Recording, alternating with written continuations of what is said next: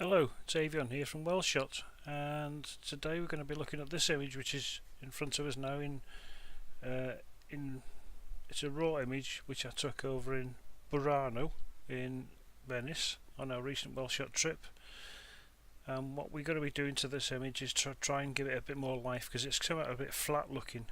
So we've got a lot of light on one side and it's giving it that faded, horrible sort of flat look on the picture there. So let's see what we can do with this one. It's opened in Adobe Raw. As you can see, it was taken on my Olympus Pen F camera, favourite little camera for travelling abroad. But even that's not managed to cope with the lighting we've got here today. So they're really colourful buildings, so let's try and bring something back into this picture. First of all, it's a little bit ski-whiff, so what I'm going to do is to go up into the top panel here. There's a straighten tool on the top, so if we double click on that, it automatically straightens the picture up. If it can do it, it will do it. If it can't, it brings up a little panel at the top, tells you that it can't straighten it. So if you click enter, it pops it back up there. The only thing you have to remember to do when you're taking the pictures, make sure you leave a bit of space on the outside so you don't end up chopping corners off the buildings. It's a little bit close there, but that's managed to get away with it. So the rest of it now, let's see what we can do with that. So the temperature is a little bit on the cool side. I'll just warm it up just a touch.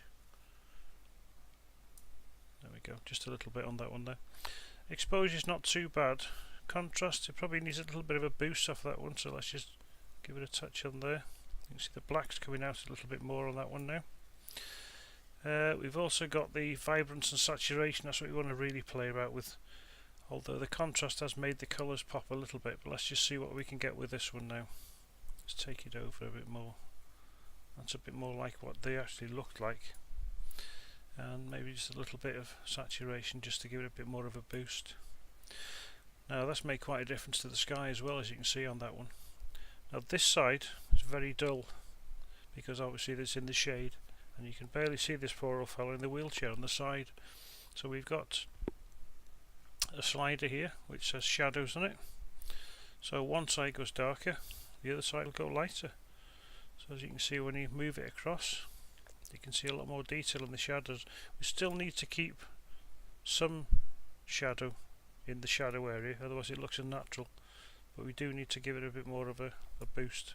I think that's probably about enough there. You've also got the highlights one. Once again, that does the same thing. So if you go one way, it actually darkens the brighter parts of the pictures, and the other side will lighten up. Something I forgot to mention, if you move these sliders across too much and you're not quite sure where you started up from, it should be in the centre, but if you double click on the cursor, it goes back to where you started.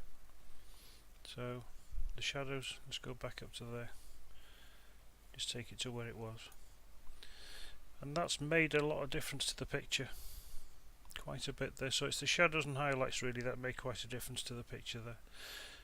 The vibrance and saturation as well, if you have colours like that one, to give them a bit more life.